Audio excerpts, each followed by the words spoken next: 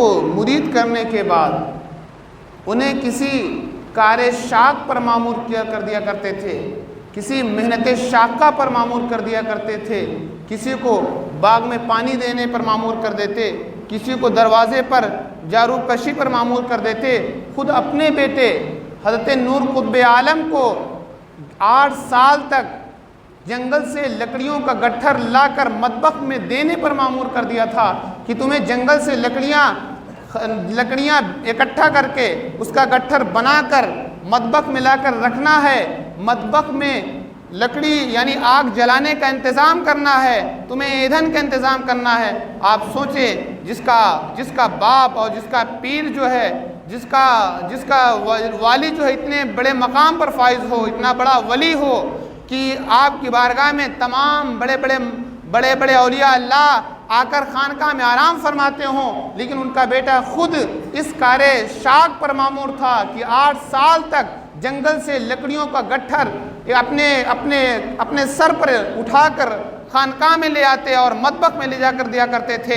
8 سال تک یہ خدمت انجام دیا۔ اس کے بعد بھی پیر مرشد نے فرمایا کہ اب 4 سال تمہیں پنگھٹ پہ کھڑے ہو جانا ہے، ضعیفوں کے گھڑوں کو بھر کر اپنے سروں پر رکھ کر ان کے گھر تک پہنچانا ہے۔ آپ نے 4 سال تک وہ بھی خدمت انجام دیا۔ اتنے مراحل اور اتنے صعوبت کے راستوں کو طے کرا کر اور اپنے بیٹے نور قطب عالم کو قطبیت کی منزل پر فائز فرمایا ہے۔ یہ حضرت علاء الحق الدین گنج نبات کی خانقاہ کا معاملہ تھا کہ جتنے مرید آتے تھے، جتنے آپ کی بارگاہ میں حاجت مند آتے تھے، سب کو راہ سلوک طے کرانے سے پہلے بلکہ یہ راہ سلوک کا ایک راستہ ہوا کرتا تھا کہ کار شاق کے ذریعے، محنت شاقہ کے ذریعے، ایک سخت عمل کے ذریعے ان کے دل کی، ان کے قلب کی ستھرائی اور پاکیزگی کا انتظام کرتے تھے۔ لیکن آپ دیکھیں کہ سارے مرید جو ہے اس عمل کے ذریعے شیخ کی بارگاہ میں محبوب ہوتے تھے کہ اگر ہم اس عمل میں کامل اتر گئے، اس عمل میں ہم نے مکمل طور پر شیخ کی فرما برداری کر لی